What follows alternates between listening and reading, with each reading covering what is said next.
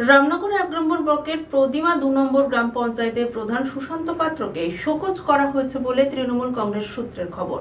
তার বিরুদ্ধে দলবিরোধী কাজকর্মের অভিযোগ উঠেছে বলে জানা যায়।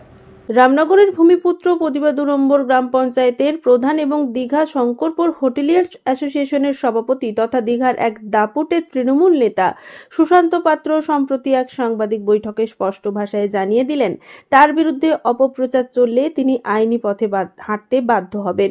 তিনি অভিযোগ করেছেন, একটি অনলাইন পোর্টালে তার ব্যক্তিগত ব্যবসা সংক্রান্ত বিষয়ে উদ্দেশ্য প্রণোদিতভাবে ভুয়ো এবং অসত্য তথ্য পরিবেশন করা হয়েছে। উক্ত প্রতিবেদনে তার মালিকানাধীন জল কারখানার বৈধতা নিয়ে প্রশ্ন তোলা হয়েছে, যা সম্পূর্ণ ভিত্তিহীন বলেই দাবি করেছেন। তিনি আরও জানিয়েছেন, এরপরে আপনারা পেয়েছেন বা কোনো ব্যবস্থা কোনো? আমি আজকেই নোটিশটা পেলাম, ওই যে টিভি নিউজ দেখাবো দেখলাম আমার কাছে হোয়াটসঅ্যাপে একটা চিঠি এসছে। কি নোটিশ এসছে? আমি নাকি কোনো দল বিরোধী কথাবার্তা বলেছি, কোনো একটা মিটিং আমাদের বিজয় সম্মেলন করেছি আমরা। আমি আপনাদের বলি যে আমরা দলের পক্ষ থেকে কিছু কাজ করি না, আমরা নিজেরা ব্যক্তিগত, আমি বরাবর সম্মেলন করি, আজকে না আমার এলাকায় জিজ্ঞেস করি, প্রতি বছর বিজয় সম্মেলন নিজে ব্যক্তিগত করি, আমার পূজা কমিটির পক্ষ থেকে আমরা করি। আমরা তো যেহেতু আমার দীর্ঘদিন আমাদের কর্মীদের সঙ্গে বা আমাদের যারা সহযোগিতা আছে বন্ধুবান্ধব আছে তাদের বসা হয়নি বলে আমি এই সময়টা আমরা কয়েকদিন ধরে ডেকেছিলাম। রামনগরে যত আমাদের হিতাকাঙ্ক্ষী আছে, আমাদের যারা ভালোবাসে সবাইকে ডেকেছিলাম। আমরা দেখেছি প্রায় 1000-এর বেশি লোক জমায়েত সেখানে, সবাই দেখেছি। এইবারে সেখানে বক্তব্য রাখতে গিয়ে কেউ কেউ কিছু বলেছে, সেটা কিন্তু দলের বিরুদ্ধে বা কোনো কারোর নাম ধরে কেউ কিছু বলেনি। সেখানে ভূমিপুত্র কথা দাবি উঠেছে। হ্যাঁ, ভূমিপুত্র তো আমি এখানকার মানুষ, আমি আমার এখানকার লোকের কথা বলতে পারি। আমি তো কোনো দলের হয়ে বলছি কোন দল থেকে দিতে হবে, কী দিতে হবে সেটা বলাই কিছু। আমি বলছি দীঘা আমরা রামনগরে ভূমিপুত্র চাই, এটা আমি বলেছি। আমি হাত তুলেও বলেছি, ভালো করে বলেছি, আগেও বলেছি, এখনও বলছি, আজকেও সে দাবি করছি ভূমিপুত্র চাই আমরা। তবে কোথায় চাই কী চাই সেটা তো আমি বলছি না আপনাদের। আমি দলের পক্ষে বিরুদ্ধে বলেছি, এটা কি প্রমাণ কী আছে? এটা বলা হচ্ছে যে পরিযায়ী বলা হচ্ছে অনেককে। কাকে বলেছি? আমি তো কারোর নাম বলিনি কিছু। আমি কারণ নাম আমার শুনেছেন আমার মুখ থেকে কোনো কারোর নাম উল্লেখ করা আছে বা নাম বলা আছে কিছু কিছু শুনিনি। আমি বলি যে পরিচয় হাঁটাও। তো পরিচয় কে পরিচয়? যে পরিচয় সে বুঝবে সে। আমি তো পরিচয় বলে কাউকে নাম ধরে বলি কিছু কাউকে। আপনাদের ব্যানারের পরে পরে তড়িঘড়ি একটি সাংবাদিক সম্মেলন ডাকা হয়, সেখানে বলা হয় যে দলের বিরুদ্ধে যারা আছে দল তার বিরুদ্ধে ব্যবস্থা নেয়, তারপরেই এই আইনি নোটিশ। এটা কীভাবে আপনারা জবাব দেবেন? না, যখন আমরা তৃণমূল কংগ্রেস কর্মীদের একটা সম্মেলন ডেকেছিলাম তখন দল থেকে আমাদের বারণ করা হলো যে এভাবে আপনারা ডাকতে পারেন না। আমরা দিনে আমরা সঙ্গে সঙ্গে আমরা ওটাকে উইথড্র করে নিই। তো তারপর যেহেতু আমরা আমাদের এই সম্মেলন একটা প্রস্তুতি ছিল, তাই আমরা হলো ঠিক আছে দলের ব্যানার বাদ দিয়ে আমরা ডাকি, যে আসে যে আসে না তার ব্যাপারে আমরা আমাদের ব্যক্তিগতভাবে যারা আমাদের বন্ধুবান্ধব তারা আসবে। তো সেটা ডেকেছিলাম, আমাদের ডাকে সবাই সাড়া দিচ্ছে, সবাই চলে এসছে। রামনগরের মানুষ তো বুঝতে পারবেন কী অবস্থা, বুঝতে পারছে না। দাদা, ইতিমধ্যে যেটা আলোচনা হয়েছে যে 16 তারিখ ব্লক 1-এর রামনগর ব্লক 1-এ রামনগরের পানমান্ডিতে বিজয় সম্মেলন অনুষ্ঠান হবে। সেই ডাকে যদি আপনারা আমন্ত্রণ পান, সেই ডাকে আপনারা যাবেন? না, ওটা তো বিচার্যের বিষয়। আমি যাবো কি যাবো না এখন তো সেটা বলতে পারছি না।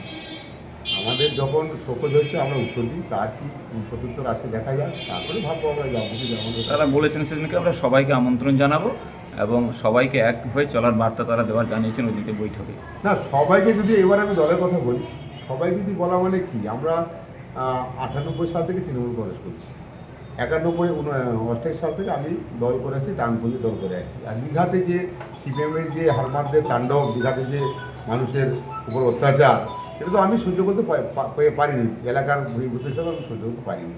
আমি রুখিয়ে দাঁড়িয়েছিলাম এখানে, আমি সহ আমাদের মধ্যে অনেক সবাইকে নিয়ে, যারা জানেন পুরোনো লোক সবাই জানে কীভাবে লড়াই করেছি, কত জেল খেটে। এই যে দলীয় কার্যালয়ে বসে, এই কার্যালয়কে নিয়ে কত ঘটনা ঘটেছে। বিরাট মারপিট, দীঘাতে রক্তক্ষয়ী মারপিট হয়েছিল এই পার্টিকে নিয়ে। এই পার্টিটা করেছি আমরা, এবং যত রকম আন্দোলন ছিল সব আন্দোলন আমরা সামিল। এবং এই তৃণমূল কংগ্রেসের পতাকা উড়ে প্রথম দীঘাতে উড়ে পতাকাটা, যখন মমতা ব্যানার্জি সেখানে গান্ধী পাদযাত্রা তোলেন, সেদিনই আমরা দীঘাতেই তুলেছিলাম ফ্ল্যাগ। এবং তখন দেবব্রত দাস ছিলেন আমাদের নেতৃত্ব দিতেন, তার টাকা ছিল না, আমি পকেট থেকে টাকা 2000 টাকা দিয়েছিলাম, দাদা আপনি রামনগরের মিটিং ডাকুন। পরের দিন তিনি মিটিং রামনগরে, তখন কোনো বাবুদের সেই আজকে যাদের পরিচয় বলছি তারা কিন্তু কোনো দেখাশোনা ছিল না এখানে। তো তারা আসতেন, কিন্তু তাদেরকে আমি ততটা ভাবি, যেহেতু আমার কাছের লোক ছিল আমাদের দেবব্রত দাস। পরবর্তীকালে অন্য লোকেরা এসছে, আমরা দল যাকে দিচ্ছি আমরা মেনে নিয়েছি। কিন্তু যারা এখানে ক্ষমতায় আছে বা দায়িত্বে আছে তারা আমাদের পুরনো কর্মীদের মর্যাদা দেয় না।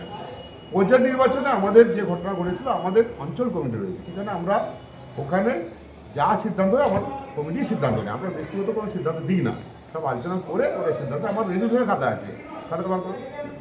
আমাদের প্রত্যেকটা মিটিংয়ের সবার সিদ্ধান্ত রেজলিউশন করা আছে, কোনো একটাই দিয়েছি। আমাদের পার্টির যে হিসাব যদি কেউ দেখতে চান, আপনারা যদি দেখছেন আপনারা দেখে দেবো, আমরা একটা পয়সা আমরা দিতে করি না, তারপরে ইয়ে করতে দিই না। না, একটা জিনিস দাদা বলি, যেখানে বলে দিও। যুব যে সংগঠনটাকে নিয়ে যুব যে আলাদা বৈঠক মিটিং হয়, সেই জায়গায় রাজ্য নেতৃত্বকে হস্তক্ষেপ করতে হয়। আপনাদের যে আলাদা দুটো দুটো ছিল, সেই জায়গায় দাঁড়িয়ে আমরা দল নেতৃত্ব তৈরি হয়েছে। রাজ্য মধ্যে কোনো হস্তক্ষেপ করেনি। আমি তাহলে বলি, পঞ্চায়েত নির্বাচনে যেটা বলছিলাম যে আমাদের এই অঞ্চল কমিটির সিদ্ধান্ত ছিল যে আমরা কে কোথায় দাঁড়াবে আমরা গ্রাম থেকে ঠিক করে নিই, এবং অঞ্চল কমিটির সিদ্ধান্ত হয়।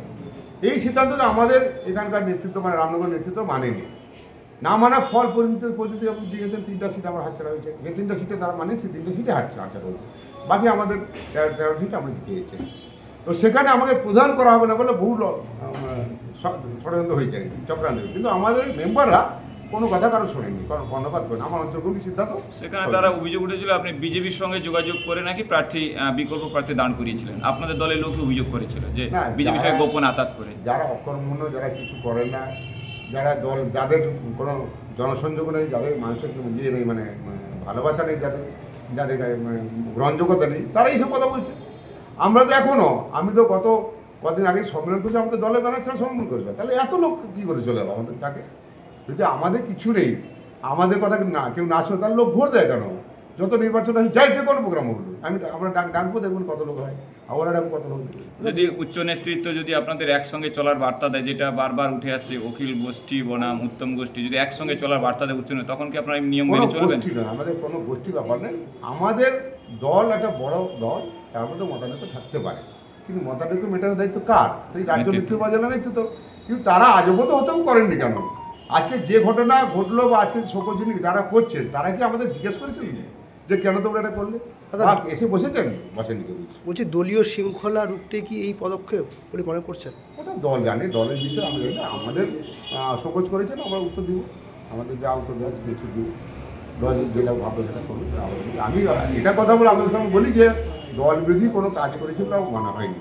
আমি দলের বিরুদ্ধে কিছু বলিনি কোথাও। আমার বাইক দেখেছেন, আমার বক্তব্য শুনেছেন, আমি কোথাও কোনো সময় দলের বিরুদ্ধে কিছু বলিনি। আমি একটা দাবি করেছি, আমার পরিচয় হাটাও, আমাদের বহির্ভূত থেকে রামনগর প্রতিষ্ঠা করে, এইটা আমার দাবি। এখনো সেই দাবি আছে। আপনারা কি সেই দাবি থেকে নড়বেন না? আমার দাবি অন্য, আমার এলাকার যে এত মানুষ আছে, রামনগরের মানুষ তো সবসময় পথ দেখায়। আজকে রামনগরে যত লড়াই সবই রামনগর থেকে, আমি যদি স্বাধীনতা আনন্দ দেখি, এখানে রামনগর থেকে শুরু হয়েছে। সেখানে জেলা সভাপতি আজকে বক্তব্যে বলছেন দল যেটা সিদ্ধান্ত নেবে সেটাকে মানতে হবে, আমাদের মধ্যে গোষ্ঠী কোন্দল নেই, তিনিও স্বীকার করছেন, কিন্তু দল যাকে প্রার্থী করবে তাকে মেনে নেবে। এটা নিয়ে জেলা সভাপতি একটা স্টেটমেন্ট দিয়েছে। ঠিকই বলেছেন, খারাপ বলেন কিছু। আমরা গোষ্ঠীদ্বন্দ্ব বলে কিছু নেই। আমাদের বক্তব্য হচ্ছে আমাদের এই এলাকা তো অনেক যোগ্য মানুষ রয়েছে, তাহলে বরাবর কেন বাইরের লোককে মেনে নিতে হবে? এটা তো আমাদের বক্তব্য। এই দাবিতে অনড় থাকবেন 26-এর বিধানসভা পর্যন্ত? সেটা সময় বলবে। পুলক বেড়ার রিপোর্ট, খবর BCBS।